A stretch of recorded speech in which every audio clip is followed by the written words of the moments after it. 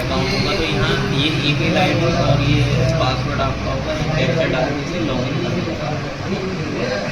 ठीक है, पहला है लॉगिन टू इमारा tax portal using the registered user name.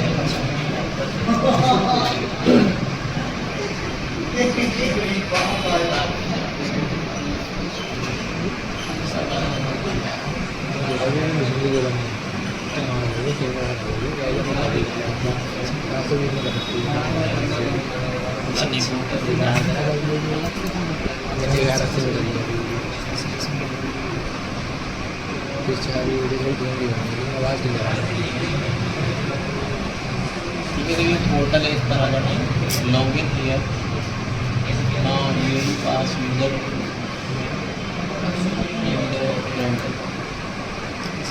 यहाँ पर ये ईमेल आईडी और ये पासवर्ड इस तरह से पड़ जाता है और यहाँ पर जो कैप्चा होगा उनका पढ़ के लॉगिन हो जाएगा, है ना, यहाँ से लॉगिन हो जाएगा।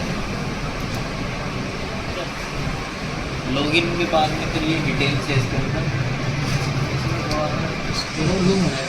हैं, क्या कह रहा हूँ, जूम इससे ज़्यादा ये इस पर वैसा पिक्चर भी क्लियर नहीं डाल रखी है, क्लियर डाल के तो थोड़ा सा ज़्यादा अच्छा हो जाता है।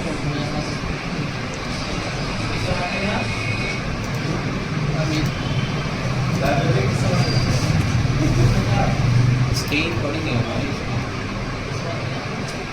चलो ऐसे बताता हूँ।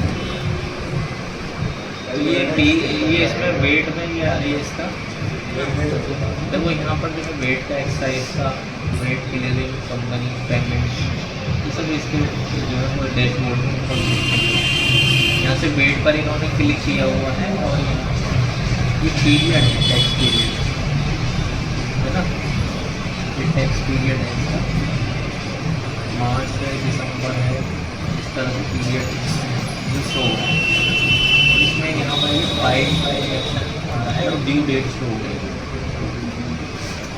सबसे पहले ये टाइप में वेट रिटर्न है, उसके बाद पीरियड फ्रॉम और पीरियड टू, कहाँ से कहाँ तक फाइल हो गई है ना, ये उसकी ड्यू डेट्स आगे हैं। ठीक है, और फिर उसके बाद में इसमें स्टेटस ओवरड्यू है, ओवरड्यू का मतलब होगा आपको उसको फाइल करना है।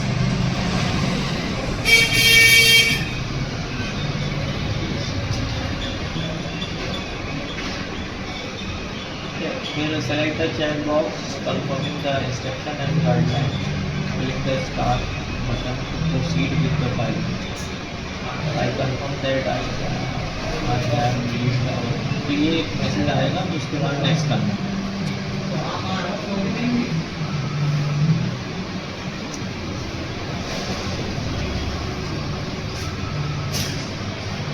The window displays all the final period detail based on the selected weight होता है।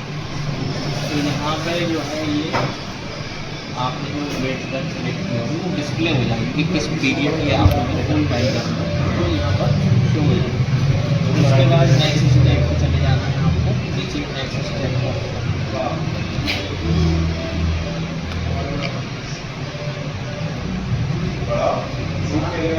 You can use the offline template to fill the data offline. Click on download, fill in the data and upload data in OneDrive.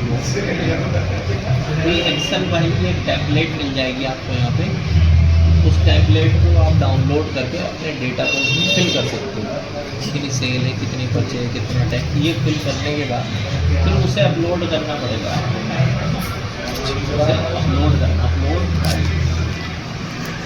Upload करने के बाद से जो data को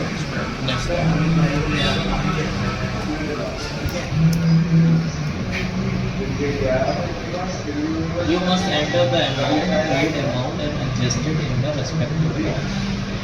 तो यहाँ पर जो है इसको वैसे भी made on sales and other outputs कितने हैं तो वो आप यहाँ पर फीड कर सकते हो, अमाउंट कितनी है, वेट कितना है, ये आप डाल सकते हो। अब इसमें देखो यहाँ पे ये स्टैंडर्ड यूनिट जैसे अबू धाबी में कितनी सेल हुई, दुबई में कितनी सेल हुई, उसके अकॉर्डिंग यहाँ पे डेटा फिल करना होता है सिटीज़ के हिसाब से, है ना। तो इनके अलग अलग जो सिटीज हैं आपने वो सेल कहाँ कहाँ की है उस पर्टिकुलर अमाउंट को शो करके यहाँ पे आपको टैक्स भी शो करना है। Now fill box 1 with detail of standard rate sales by to prospect। Standard rate के हिसाब से वो जो भी है अजमान आ गया, ये शारजा आ गया, दुबई अबू धाबी, तो उसके हिसाब से जो भी आपकी सेल है उस पर्टिकुलर अमाउंट को आप यहाँ डाल दोगे और यहाँ पे टैक्स, यहाँ टैक्सेबल वैल्यू आ जाएगी, यहाँ टैक्स की अमाउंट आ जाएगी, है ना।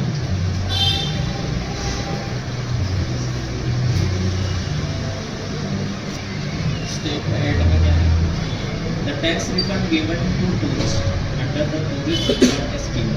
तो टूरिस्ट वाली जो स्कीम है कि उसके अंदर आप टूरिस्ट का will auto populated to box 2 from the planet tax free system, so you can click on view detail to check auto populated data. तो यहाँ पर ये ऑटो पॉपुलेट होकर आ जाएगा अगर आपका कोई टूरिस्ट वाला रिफंड, मतलब अगर रिफंड बन रहा है आपका तो वो ऑटो पॉपुलेट हो जाएगा, वो बिल नहीं करना है।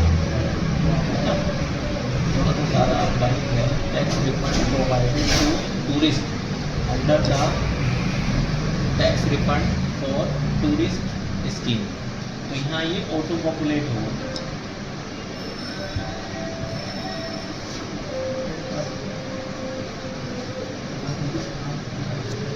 Fill in the box 3 with salesman under river charge provision.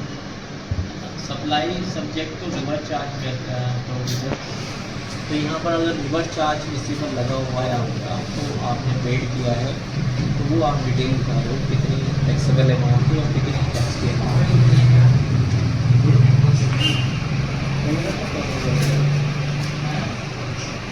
In boxes 4 and 5 provide the zero rated and exempt sales. तो अगर आपकी ये सेल है जीरो रेटेड वाली या एग्जेम्प्ट वाली तो वो यहाँ पर आ जाएगी, उस पर टैक्स नहीं होता है, तो आपको उसकी टैक्स उसकी वैल्यू डाल देनी है कितनी जीरो रेट की।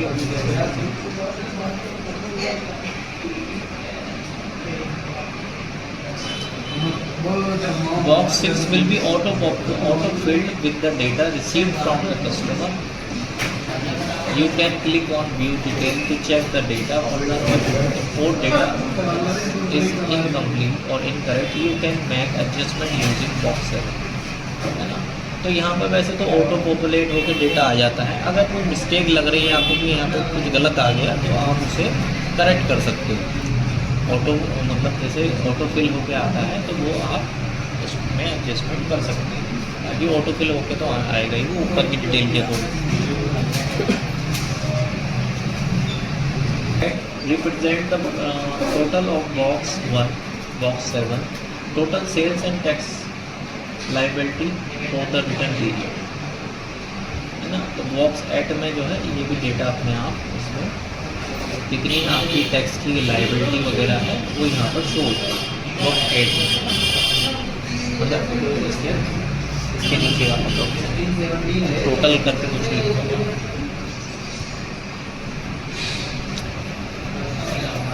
In box 9, enter the amount, weight amount and adjustment for the standard rated expenses।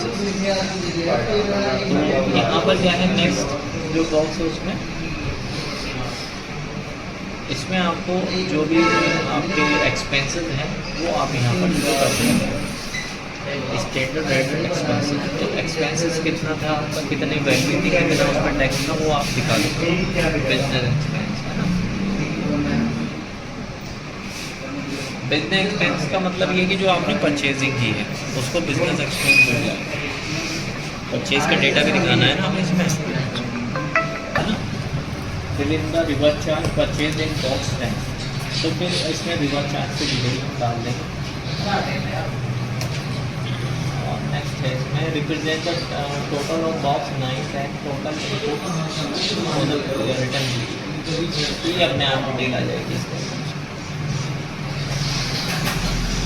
Represent the total output input, तो टोटल आउटपुट कितना है, टोटल सेल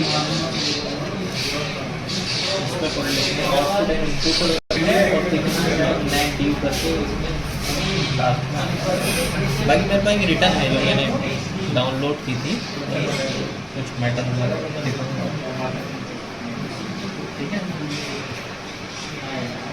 इसके बाद सेव ड्राफ्ट कर देंगे, मतलब सेव ड्राफ्ट का मतलब होता है कि सेव हो जाएगा डेटा, फिर आप जब चाहें तब इसे सबमिट कर सकते हैं। तो ये आपका इस तरह से हो जाएगा। फिर ये है सेव ड्राफ्ट, इसके बाद सबमिट का ऑप्शन आ जाएगा, है ना। यहाँ डिक्लेरेशन आ जाएगा कि जो आपने डिटेल दी है जेन्युइन है, सही है, सबमिट, ठीक है। सबमिट होने के बाद एप्लीकेशन सबमिट सक्सेसफुली, और ये TRN नंबर आएगा इनका, और ये रेफरेंस नंबर होगा, ठीक है। ये पूरी डिटेल आ जाएगी किस पीरियड की है, क्या है। After submission of the return, you must make the tax payment within the due date. Also, you can edit the submitted data till the due date. Further, you can download the weight acknowledgement return copy by clicking the download button. तो यहाँ पर क्या करते हैं, submit करने के बाद अपना टैक्स पेड, मतलब टैक्स इसमें बाद में पेड होगा, सबमिट होने के बाद में पेड होगा, ठीक है। और ये जो टैक्स पेड है आप ड्यू डेट तक कर सकते हैं, जैसे 28 दिन होंगे आपके पास, और तब तक आप कर सकते हैं, और उसको एडिट भी कर सकते हैं। अगर आपको लगता है कोई मिस्टेक हो गया तो डेटा को एडिट भी किया जा सकता है। और ये सब कुछ करने के बाद फिर आप इसका एक्नॉलेजमेंट डाउनलोड कर लें। यहाँ पर ये पे आ गया, पे का मतलब आप जैसे पेड कर सकते हैं टैक्स, ठीक है।